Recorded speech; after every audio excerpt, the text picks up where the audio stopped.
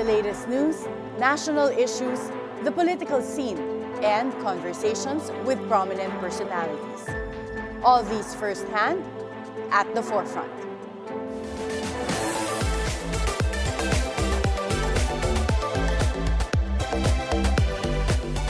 Good morning.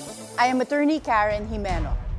The country is reeling amidst one typhoon after another, and Typhoon Nika is currently battering North Luzon.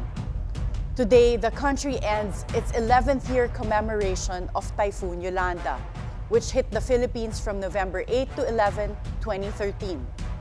Yolanda was one of the world's strongest tropical cyclones on record, the cause of over 6,300 deaths, and the costliest typhoon to ever hit our country. A look back on the biggest natural disaster may be crucial in gauging how well the government has picked up the lessons learned from Typhoon Yolanda. Live at the BNC studio are officials of PAGASA-DOST. We have the Administrator of PAGASA-DOST, who also happens to be the Chief of PAGASA during Typhoon Yolanda, Dr. Nathaniel Servando. Good morning, Dr. Nathaniel. Good morning, Attorney, and of course to all the televiewers of your program.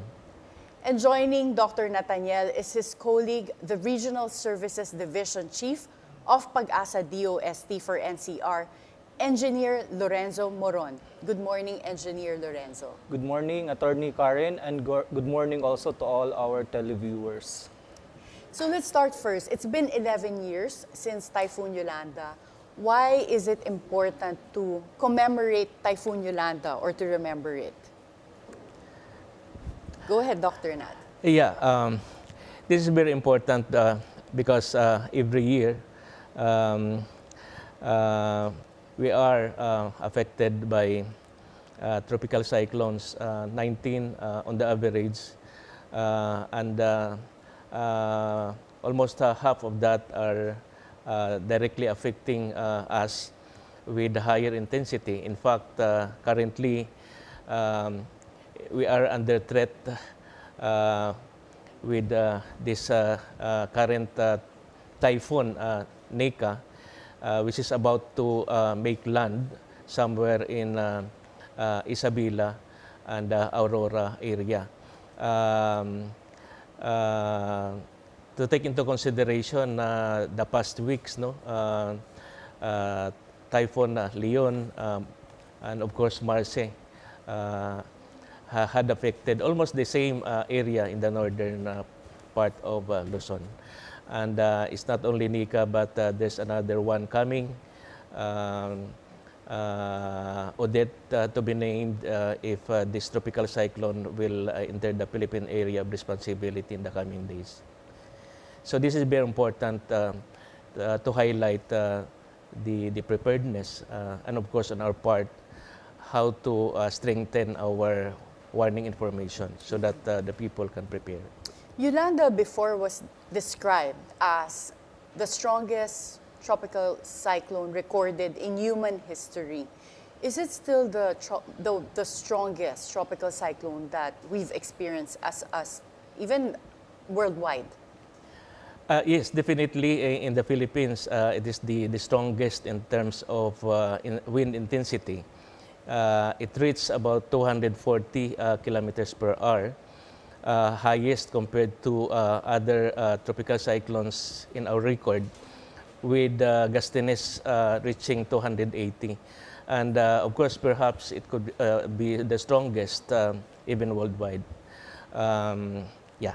So do we use Yolanda up to now as the benchmark when we're assessing the potential effects of a typhoon? Do we compare it with Yolanda? Maybe I can request my colleague. Yes, engineer. Because he was around during and just after Yolanda, because he is part of the PAGASA Quick Response Team during that time. Yeah. In so many cases, I think the occurrence of Typhoon Yolanda then has become a very good basis or reference when we try to compare that of the Yolanda and with the other severe tropical cyclones that are actually affecting the Philippines each year in terms of the intensity and even the impacts on the ground. And Engineer Lorenzo, that time, ano yung naging classification ng Typhoon Yolanda based on the forecast of how strong it was going to be? From the start ba, was it classified as a tropical cyclone? Yeah, actually, even it actually developed November 2 in somewhere in the Pacific. Nakikita na natin that this tropical cyclone is going to be very severe. And in fact, days in advance, even when the tropical cyclone was still outside the Philippine area of responsibility, PAGASA had already been issuing weather advisory, and we were very accurate in terms of how confident we are in terms of the severity of the intensity and even the potential impacts that it may cause on the ground. So since PAGASA had that forecast, why was the effect still severe? I think Typhoon Yolanda was just an extraordinary tropical cyclone that ever hit the country, just like what Dr. Servando earlier mentioned. Well, there had been really coordinations with various stakeholders, but really the tropical cyclone, although we are providing this information in terms of the severity of heavy rainfall, severe wind, and even the storm surge, but perhaps information on the potential impacts had been underestimated. So that's why... Who underestimated it at that time? Was it the local government? Or we could probably say the general public. That's why the PAGASA now is currently transitioning from the conventional forecasting into impact-based forecasting so that we can provide highlights on the potential impacts of a certain severe weather events that may occur on Can you certain give areas. us an example, Engineer Lorenzo? Ano yung impact-based forecasting or warning? Yeah, from the current system that we do right now, we are basing it on the threshold base. Like Ano say, ang threshold base? when we talk about threshold base, say for example, a certain millimeter of rainfall would potentially be experienced by certain communities on the ground.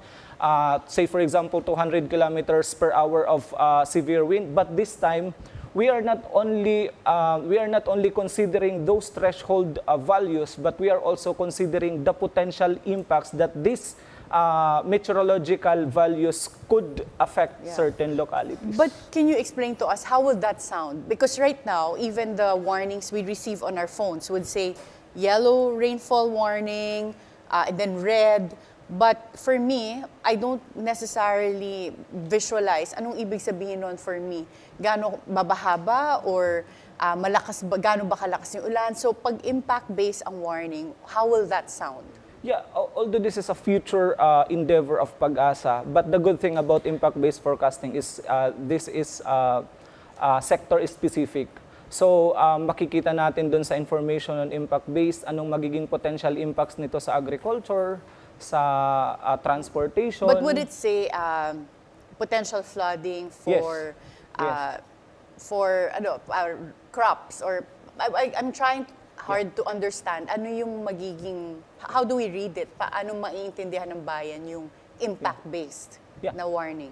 In fact, we are working closely with various stakeholders, DILG, Office of Civil Defense, and other stakeholders. Kasi mas kailangan ng impact-based yung mga data on the ground. So for example, magpalabas tayo, may certain tropical cyclone that is going to happen on certain areas. Makikita natin doon, ano yung posibleng maging impact. Say for example, magkaroon ng severe flooding. Ilan yung possible population to be affected. In a certain area. In a certain area. So let's take an example. Now, we have Typhoon Nika that's now approaching the north of Luzon. Kung impact-based warning, it's been identified that it will hit Isabela, Ilocos Sur, Ifugao. So take one of those sectors, anong magiging potential warning for one area? Actually, if I may, Yes, Doctor. Ang impact-based, nakapokus tayo sa hindi lang yung kung ano ang forecast, anong magiging weather condition, gaano kalakas ang pag-ulan, gaano kalakas ang hangin, but we're talking about impacts. Kung ang 100 millimeter of rain na forecast ba, ito ay magdulot ng pagbabaha or landslide sa mga landslide prone areas. Or ganitong hangin na 100 kilometers per hour, ito po ba ay maka-generate ng strong winds na magdudulot ng storm surge. So you were talking about not only hazards but yung impact na ito yung magiging focus. So how would you issue a warning right now given typhoon, right now we have Typhoon Nika. So for those that will be affected, can you give us an example of an impact-based warning? Well, for now, as what I mentioned earlier, this is one of the ways forwards ng PAGASA. We are currently developing the system, but the good thing about that is mas nadidetalye natin yung potential impacts. So wala pa kayong specific example for now kung how it will sound. Yeah, But based on Typhoon Yolanda before, paano sila dapat napagsabihan na yung storm surge would have a severe effect? Would the warning, could it have been changed to saying na lampas tao yung baha at bawal pumunta dun sa, kasi maraming yung iba pumunta pa rin sila para mangisda. So mga ganun ba ang dapat na warning para maintindihan ng mabuti? Yeah, actually, in the current setting or even during the Yolanda, mahalaga yung response, hindi lamang gaano ka-accurate yung warning. Like for example, warning on storm surge. During Yolanda, we issued a storm surge warning. Sinabi namin na ang alon ay abot ng more than 5 meters at posibleng na magkaroon ng inundation or coastal flooding at makaapekto sa mga communities along the coastal areas. But of course, mahalaga ang pag-respond ng ating mga kababayan. So after Yolanda, we have, well, at least within PAGASA, marami na kaming ginawa just to enhance yung kahandaan sa hazards na dala ng bagyo. Kasama na dito yung storm surge. Hindi lamang matinding mga education and educational campaign, but we strengthened, improve our storm surge warning system. Color-coded na rin yan, 3 colors. Kung red, meaning yung risks ay napakataas, naka-emphasize kung gaano kataas ang level ng paghampas ng alon sa mga dalampasigan na maaring makasira ng mga infrastructure along the community. Then orange, moderate yung risk, and then yellow, low risk. So mga ganyan, mga improvements na ginawa namin apart from, of course, technology in terms of how it is being communicated to the community. Before Yolanda, wala pang social media, but now we can send our communication efficiently dahil we can use all forms of media, hindi lamang digital format, but napakahalaga itong social media na maging yung mga bagong generation ay totok no sa internet. And Dr. Servando, yung storm surge, dati pa siyang phenomena sa Pilipinas. But when Typhoon Yolanda happened, these areas were already susceptible to storm surge. Was there ever any policy on no-build zone for those areas because of the history of the Philippines for being prone to storm surges? Hindi ba nasunod yung policy or wala talagang no-build policy dun sa mga tinamaan na areas?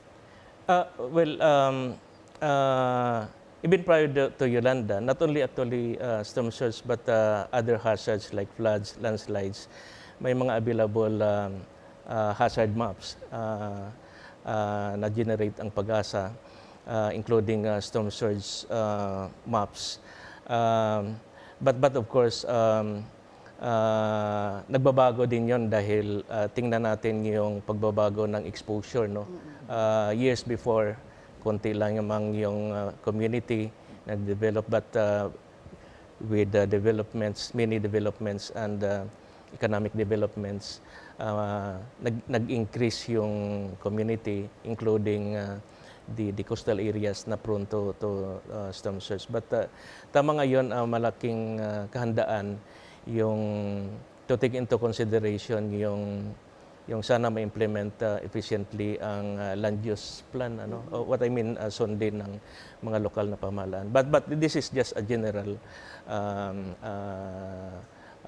observation of course, Engineer on our part. Lorenzo, do you think that we need to update yung hazard maps and then implement or have to relocate implement yung relocation of some of the settlements that are now in hazardous areas? Yeah, actually, in fairness to PAGASA, regularly nag-update tayo ng mga hazard maps. We are actually updating our, say for example, yung mga flood hazard maps. In fact, meron tayong mga updated ngayon na severe wind hazard maps.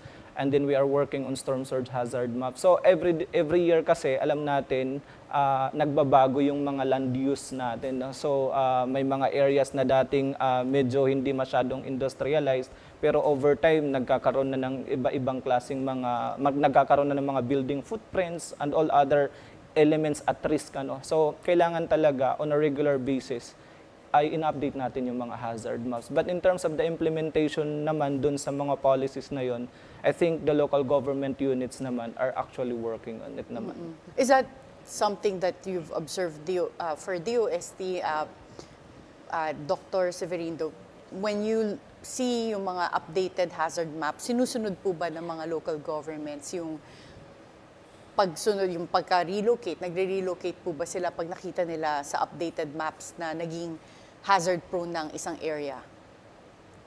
At the local level, actually we don't have much, complete information on, because, but aside from the availability of the hazard map, normally we do community-based education campaign, how to use the maps, but of course, what to do in case a strong event like strong typhoon may come that will bring that hazard. So, of course, in coordination with the local community. But based on the mandate of DOST, PAGASA, it sounds like wala namang enforcement powers yung PAGASA, right? Yeah. Like you will update the hazard maps, you will warn the country as to which areas are prone to certain disasters, but it's not up to you to relocate or make sure na wala ng mga settlements in that area. Recently, there's been a push towards creating a department that's dedicated to disaster risk reduction.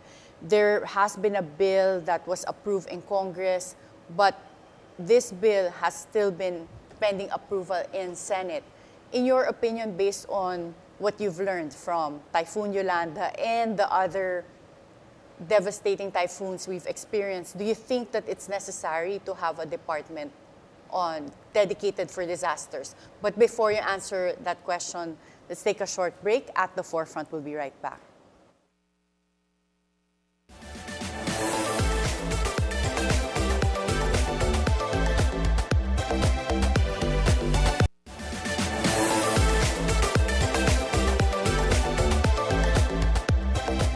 Welcome back at the Forefront.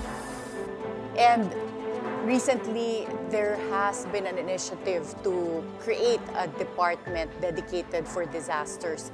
There was a bill approved in Congress, but this bill has still been pending in Senate. In your opinion, based on what we've learned from Typhoon Yolanda and other devastating typhoons in the Philippines, should there be a department dedicated for disasters? Actually, in the series of deliberations in the House, na-imbitahan ang DOST PAGASA to provide comments and position paper on the proposed bill. And we express our support. This is because, of course, it will address our common goal to be disaster resilient, no? Being our country is prone to various hydrometeorological hazards. Well, not only hydrometeorological hazards, but even geological hazards.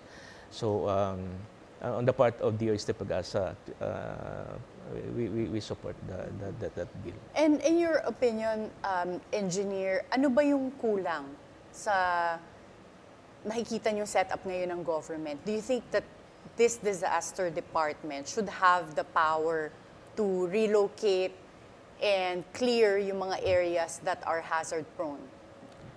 Well, sa framework naman ng DRRM, mayroon tayong different thematic pillars. Ang PAGASA is under the disaster prevention and mitigation. So ang mandato namin is very limited to providing a risk assessment and early warning information. In terms of the policies implementation on the ground, I think local government units and other agencies involved are actually implementing it. Yes, but that's the current setup. But in your opinion, could that be improved by having a disaster at the national level to implement whatever the updated hazards are in terms of avoiding any risk to people and communities?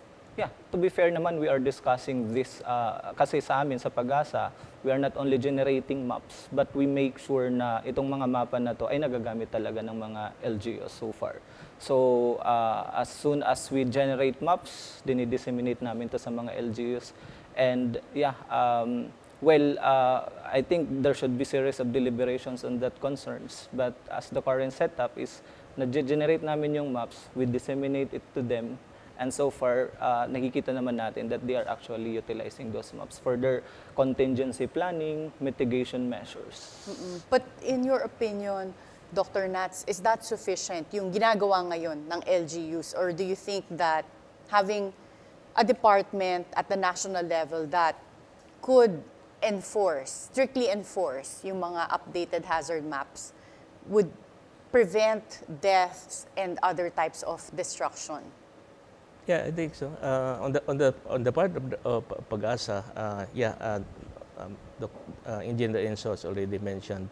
Of course, there's more to be done.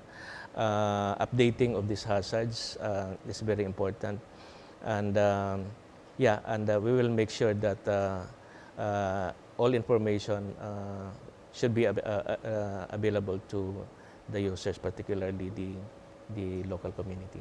I'm curious right now, is there sufficient manpower in PAGASA? Because before in 2005 to 2011, 22 weather forecasters in PAGASA left for better paying jobs abroad. Is the government doing something in order to retain good talent in the Philippines? Yeah, I would say yes, because during the past 10 years, halos wala nang umalis, no? Well, I'm talking about our organization, although it's not only in DOST PAGASA that was happening years before, even other agencies. But during the past more than 10 years na, wala nang umalis sa amin. Dahil is because of ang ating national government, ang ating pamahalaan ay may ginagawa naman para magampanan ang suporta na dapat ibigay sa mga kawani. Of course, kasama na dito yung PAGASA, DOST PAGASA. And in terms of equipment, has the government upgraded the types of equipment we use? Yes, it's not only the equipment, but more importantly, yung technical capacities ng aming mga workforce, no? Being in the synthetic community, part ng DOST. So it is very important na masundan namin ang pagbabago ng teknolohiya. Now, in terms of equipment, napakalaki ang nagiging improvement looking back 10 years before compared to now. In terms of our monitoring infrastructure, may mga sophisticated facilities na kaming na-improve. And then with the passage of the PAGASA Modernization plan, nagiging RA 10692 na, yung RA 10692 or the PAGASA Modernization Act of 2015, na ito yung programa na pamantayan na mabigyan kami ng support ng ating pamahalaan upang mapaigting ang monitoring infrastructure, and in return magiging improve ang accuracy ng aming and the reliability ng aming mga forecasts. Engineer Enzo, can you give us examples of the new types of equipment that PAGASA has now based on the modernization program? Do we also use AI? Sa ngayon, meron kaming ongoing projects on artificial intelligence, and then not only AI, no, in terms of the quantity, mas dumadami yung mga observation networks natin sa PAGASA. In fact, very recently, may mga panibago tayong mga stations that we have just launched. No? Karagdagan nito, kasi the more dense yung ating observation networks na nakuha at mga data na nakukuha, mas gumaganda yung reliability ng forecast and warning information. And to add, Attorney Karen, part na rin ng para mapa-improve namin ang delivery ng services namin. We're trying to decentralize ang services namin, kahit na forecasting services, through to the countryside. No? Isa sa mga ginawa namin ay na bigyan ng suporta ng ating pamahalaan yung pag-establish ng mga regional services centers. Dati kasi centralized lang dito sa central office lang yung pag-process ng mga data, pag-formulate ng mga forecast. Now we have 5 regional centers sa Northern Luzon, sa NCR, sa Southern Luzon, Visayas, and Mindanao. So, ang mga regional services centers na ito ay nag-generate na rin ng mga forecasts. And ang kaigihan na Attorney Karen, these forecasts are translated into local dialects para mas madaling maintindihan ng ating mga kababayan. But Dr. Nats, it sounds like hindi naman nagkulang ang gobyerno sa pag-modernize ng PAGASA, and PAGASA is also very diligent in updating hazard maps and providing warning.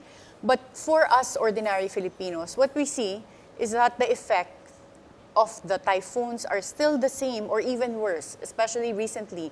Kahit na tropical storm lang, ang taas-taas na ng baha, ang lakas ng ulan, at yung suspended classes, suspended yung trabaho. So the impact to the economy and to our ordinary lives are still severe. So saan ba ang difference? Is it because of the intensity of the typhoons and the tropical storms, or meron ba dapat na mga local solutions na kulang pa tayo? Perhaps Engineer Enzo, you can give your insights. Well, all I can say is when you talk about disaster management, it's a whole of society approach. So hindi lang siya trabaho ng PAGASA, kundi concern siya ng the entirety, general public. So whenever we provide warnings, in as much as we can to intensify this information via all forms of communication channels. So I think the general public also has the responsibility really to institute measures to combat the effect of this severe tropical cyclone, say for example. So again, I think we have different pillars in terms of DRRM, and I think naman we keep on improving naman yung mga services natin in terms of disaster prevention, mitigation, preparedness, response, and even up to recovery. And you were one of the quick response teams even during Typhoon Yolanda. So what do you see would be important for us not to experience that level of devastation again? Do you think that we should improve our flood control projects, and in terms of behavioral changes, kailangan ba na yung mga tao na nasa disaster-prone areas like fishermen in coastal communities, do they need to have some sort of alternative livelihood ngayon na laging merong severe typhoons? Well, sabi ko nga, this is a whole of society approach. So nagbibigay kami ng babala sa general public. So I think lahat may responsibility really to mitigate the impacts of severe tropical cyclones. Especially ngayon, with the effect of climate change, ay nakikita natin na nagkakaroon talaga ng more frequent and severe yung mga weather events natin. So I think PAGASA naman, we are really doing our best effort to really improve our early warning services so far. And Dr. Nats, I'm curious about the support we get from the international community when it comes to resilience and disaster reduction. So for example, recently in the United States, Donald Trump was elected as president, but he has also been quoted in the past as saying that climate change is a scam. Would that affect our initiatives for dealing with climate change? The DOST PAGASA being member of the SNT community in the Philippines, and the scientists already reported that climate change is associated with the changing temperature, global temperature. We call it global warming. And then, of course, in the coming years, unless there will be interventions, of course, this changing pattern will continue. We will experiencing more intense tropical cyclones because of our geographical setting. To address this, I think dapat lamang na may mga programa, no, na dapat ipapatupad on the part of PAGASA, no. May mga services and projects kaming ginagawa in support of the climate action programs ng ating pamahalaan. We are doing climate change projection scenarios, meaning, for example, tumaas ang greenhouse gases in the atmosphere, tumaas ang temperature in the coming years, ano ang impacts nito sa mga sectors. So, binibigay namin ang simulated results, particularly sa mga local government units para maging part ng kanilang planning in response to climate change. But of course, we have projects like, currently we have a big project supported by the Green Climate Fund.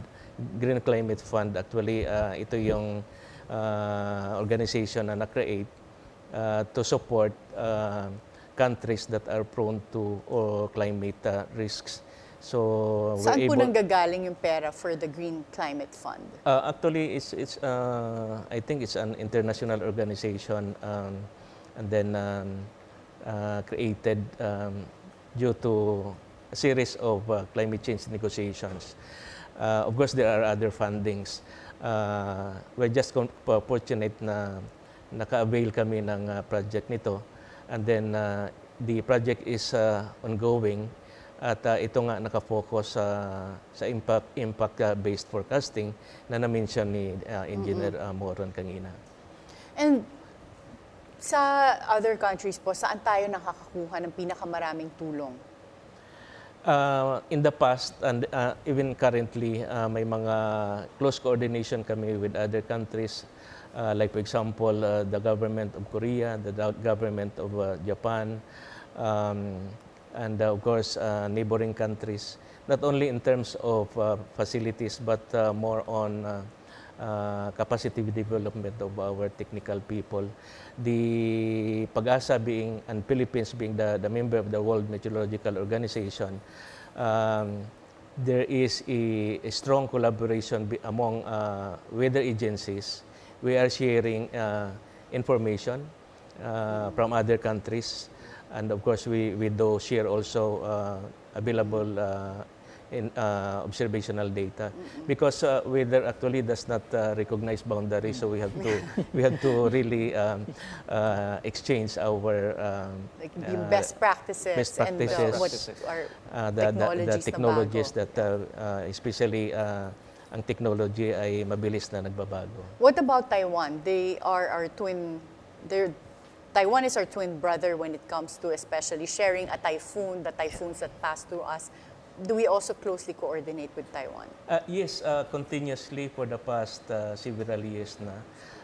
We have this program under the MECO-TICO cooperation.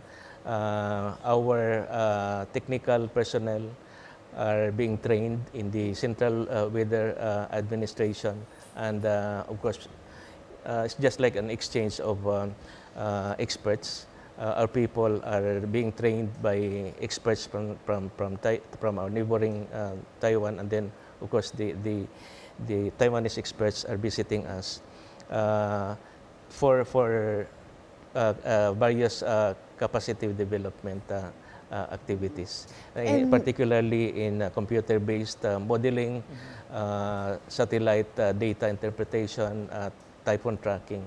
So, and Engineer Enzo, you were at ground zero when Typhoon Yolanda happened. You were in Tacloban. You went to Tacloban immediately after. Based on your experience, what do you see as a major change that was implemented after Typhoon Yolanda? Yeah, I think ang nakita natin dito ay nagkaroon talaga ng major shift doon sa perspektibo ng mga tao when it comes to early warning information, no? So ibig sabihin, mas nagiging alerto, handa talaga yung community natin kasi nabanggit nga ni Dr. Servando kanina na earlier during Typhoon Haiyan, hindi pa ganun ka-intensified yung communication channels natin. Unlike ngayon na just a click of your finger, makikita mo na andyan na yung PAGASA, every now and then nakikita nila yung Facebook ng PAGASA na nagkakaroon tayo ng mga live press briefing, press conference, and daily weather forecasting. So mas nai-enhance talaga yung awareness. So I think yun ang pinakamagandang natin na note doon kasi na tumaas talaga yung level of awareness ng general public. At if I may add, Attorney Karen, kung ating matatandaan, ang ating mga storm warning signals ay hanggang signal number 4 lang. Now after Yolanda, dahil nga sa nakikita natin na matindi yung nakita natin ang impact ng Yolanda. So in 2015, we increased the signals to 5, no? May signal number 5 na tayo. And then in 2022, recently we revised the classification of tropical cyclone. May software typhoon na. In fact, kapag ang bagyo na abot lamang ng 185 kilometers per hour, then tinatawag na natin kinaklasify na natin itong software typhoon. Well, just to emphasize yung matinding impacts kapag may ganitong intensity na bagyo for preparedness purposes. And of course, marami pang mga pagbabago sa aming warning system. Meron kaming color-coded rainfall warning na paigting namin ang storm surge warning.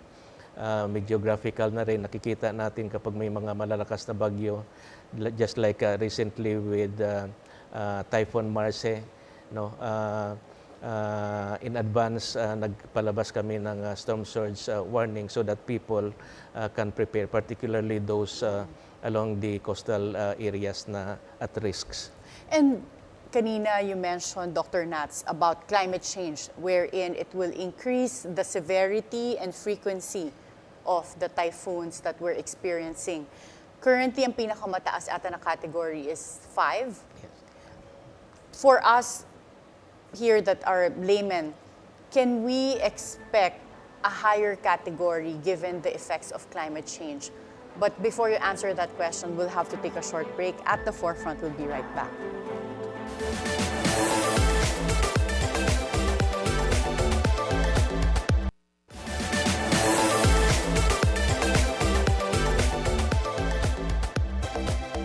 Welcome back at the forefront. And Engineer Enzo, Dr. Nats, earlier we were discussing the effects of climate change. Right now, the strongest typhoon category is 5. Can we expect this to change or increase to other categories because of climate change?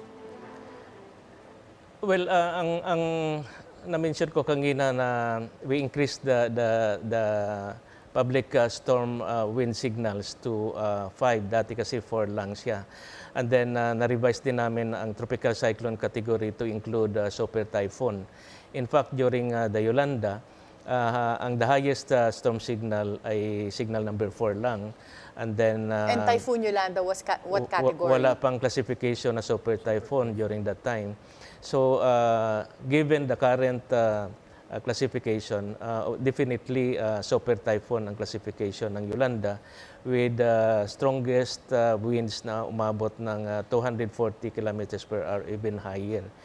Now, with climate change, of course, hindi malayo, no? Hindi malayo. It's not,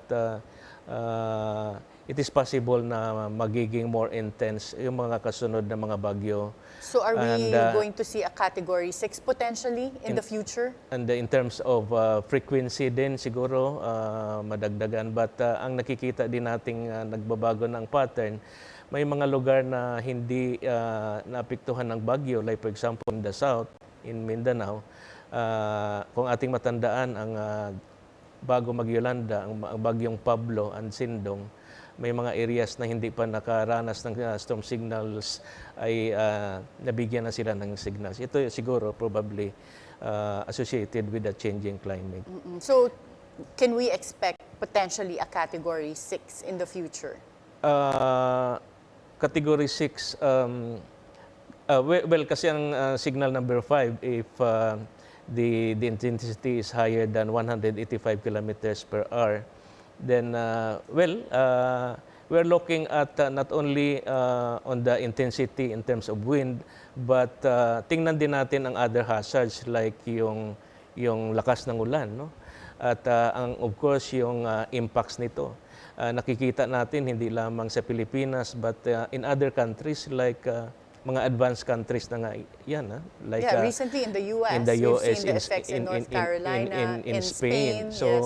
so dahil sa mga malalakas na mga pag-ulan, ito yung dapat tingnan natin, hindi lamang yung sa lakas ng hangin. No? So again, to go back to that question, do you see this changing yung categories to have increasing intensity? Na mag-increase ba tayo to Category 6? Do you think, Engineer Enzo? Well, I think it has to go through a series of thorough deliberations within experts, no? We don't see in the future, no? But sa ngayon, nakikita naman natin na in place naman yung early warning system. But as years go by, kung talagang nakikita natin na yung trend talaga ay mas nagiging extreme, so I think it has to go through thorough deliberations within our team. Well, recently, Batanes received a Category 5 warning. Did that have, like Typhoon Leon, I think was Category 5 for Batanes. What types of effect did it have on Batanes?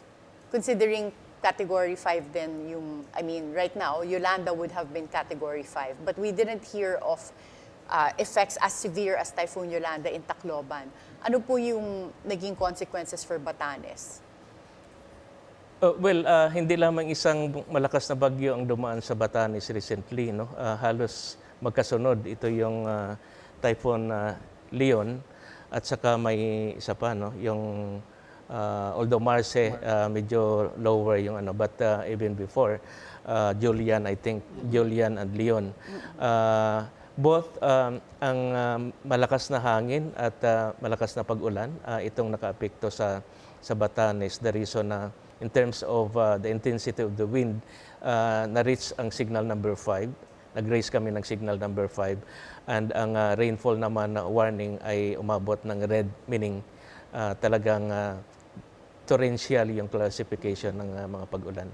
But I've been to Batanes and I've seen that they have houses talaga na made of durable stones. Yeah. And perhaps because of their vulnerability to disasters, they don't really live in coastal areas. I mean, they probably plan to build in only safer areas. So did that make a difference? Meaning, they recently received a Category 5 typhoon, pero yung devastation nila hindi kasing grabe nung nangyari sa Tacloban when they had a Category 5 like Typhoon Yolanda. Did the differences in effects have something to do with the way they built their communities? Yeah, we do agree because ang coping mechanism ng Batanes siguro compared with other areas, of course dahil sanay na sila na maraming malalakas na mga bagyo na dumadaan dyan. But of course yung